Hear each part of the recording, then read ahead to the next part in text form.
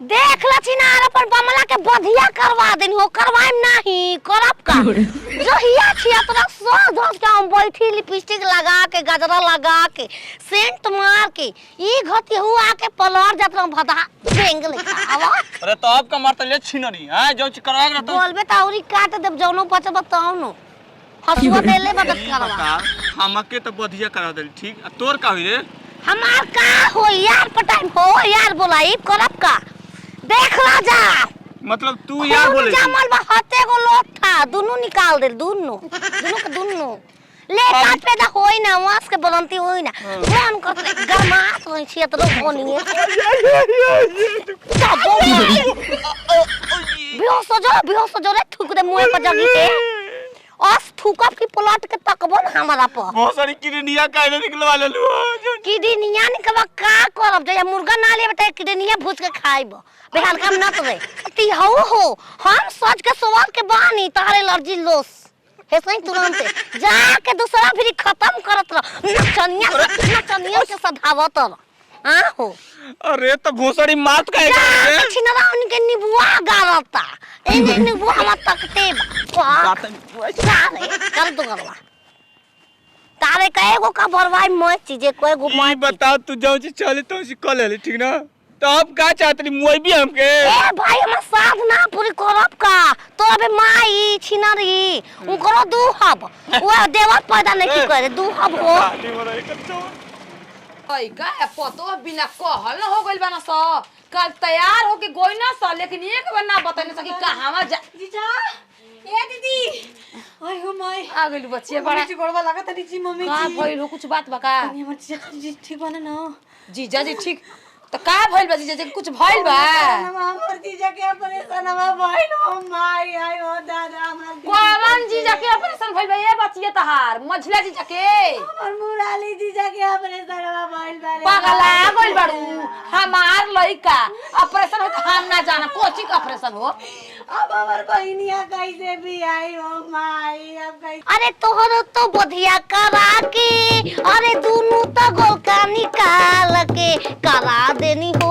गौवा जवार के बोका हम बना देनी हो गौवा जवार के बोका। अरे जइबो सौतिनिया के घरे अरे अब नहीं खेला बेला करब अन्नी करब हो पाई पाई हमरा के मौका अन्नी करब हो पाई हमरा के मौका बड़ी दुख बाबा मल चला आज भर सधा लजवनिया कहां में हम चल नहीं हिला दो ए भोसड़ी ऑपरेशन करा के आपका घर में लिए ले करम नहीं घतिया हो बधिया करल बनी न मार मत गरियो का त ढेर चलबी आइल बारो आई हे माई हमर जिंदगी आई हो हमर ललाऊ अब हम का करी कुछ का करैले रे बट करो रो बट के अब हमर घर के बहुत कते बड़ी हो दादा का हम करी अरे नतिया काल गोइले सय भस के कुछ का करवा ले रे तो लगा जान जो माई डॉक्टरी में कहती ना कि ये बामत चला बीपी न पवा दी अब बेहोश को क्या हमरा के कटवा देनी हो वो त करो हमरा पहांस तेल अरे सब अतिया हमर ते गरबा बाबा से कहले नहीं अरे ताबीज बना दो ओझा जी छिनरा के 2 इंच बढ़ जाए तबो ना बढ़ डॉक्टर हंस देलस कहता का करत रहू तू इतना बढ़ी तो आवा करे घटिया अरे बचावा अब हम का करी हमर घर के वंश कैसे बड़ी हो माई एकर बहनिया भर तक रोते आवतिया के हमर जीजा के ऑपरेशन छी एगो सारा रहे कहता 10 कर एगो सर गइल बा इंजन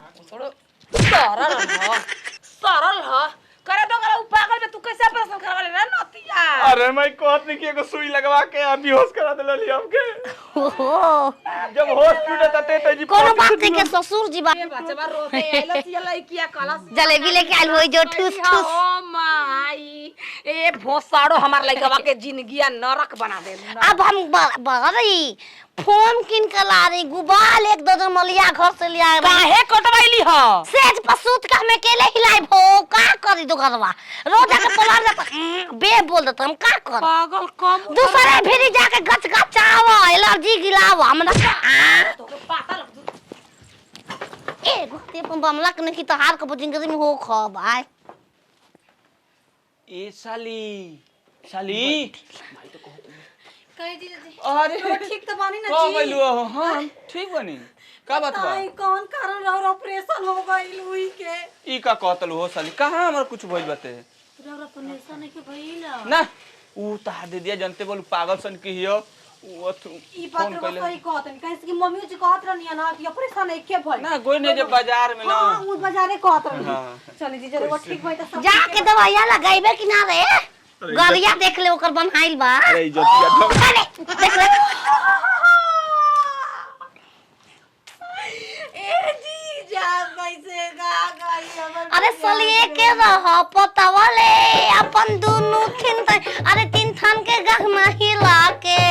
अब कैसे सुताइब ए राजौले ऐनी तो के बधिया बना के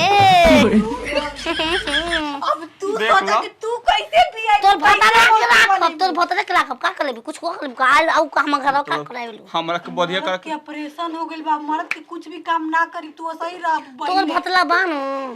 सुतले से मत बोलना बा मतलब हम ना तरिया के पटाइबो करे पेट पलवंडिया डांस करब के हमरा के लोक देई राखम नाही आज बारो जगह हमर लजम को आंख मारे मतलब जानो रहती तो साली के लोग हमर घर के वर्क से लोग तो कि अब के करा फिर सूद के पैदा करी आज तरिया के बुला एकदम दाके अपन भातार के कटवा छटवा दा तू खुनवा ये खुनवा ते कोई ना हो मतलब हतना कुछ करवा देलु अब शांति नहीं के भेटा तके जा लोंदी जब मेस हमार लड़का जब हाई बन गइल कटवा के तो हिनके रख के नौकरी लगवाई नौकरी में वो जाना कहां ट्रेन में जाना करना अच्छे माई अब ये कुल करो हरा के अब ए का रे बन के हे ही पर ही हम हे ही पर एको ए घोसड़ त कहूची बिजनेस से खोले रे बहिन हो कि ना गति का बोल हरा के पैदा कर गल को हम पछतात ना लायक मेरा क्या गलती बात है चल डॉक्टर से जोड़वा दे चल जोड़वा दे चल जोड़िया सब से बच्चा एगो ले ली बाकी बहिनिया के हमरा रख ली ना हम डॉक्टर से जोड़वाई अपन अंडा डलवाई तार बहनिया कहते के पेट पर दागी ना हो चाहिए हमर लड़का के कटवा दे चल हो चल चिन्ह बन अपन अंडावा का डलवा दे हब अब निकाल के केन का बेच नहीं दियो सब जब से थम में फेंकने ना हो सब बेची हस ना धैले बांस जा दे बोका के लगवा दे ठीक रही बोकिया ही दिन भर ना बोले के जब मरद हो के आँख ना बनल बुकियाव बा। दला तोरा के आ त आ लगवा दे बोका के तो बुकियावे लगी हां दिन भर बकरी बनल अब हम अब होनी चुप जो मुंह मारा बनल काहे ना लेके देखब तो तू लगबू देखबू तू पैदा करके हरा के दी है वो खिलाए खाती अपन मर्द के लिए ए ये तू कर खातिर बनी अरे तोहर तो बधिया करा के अरे दुनु तो गोलका निकाल के करा देनी हो गौवा जवार के बोका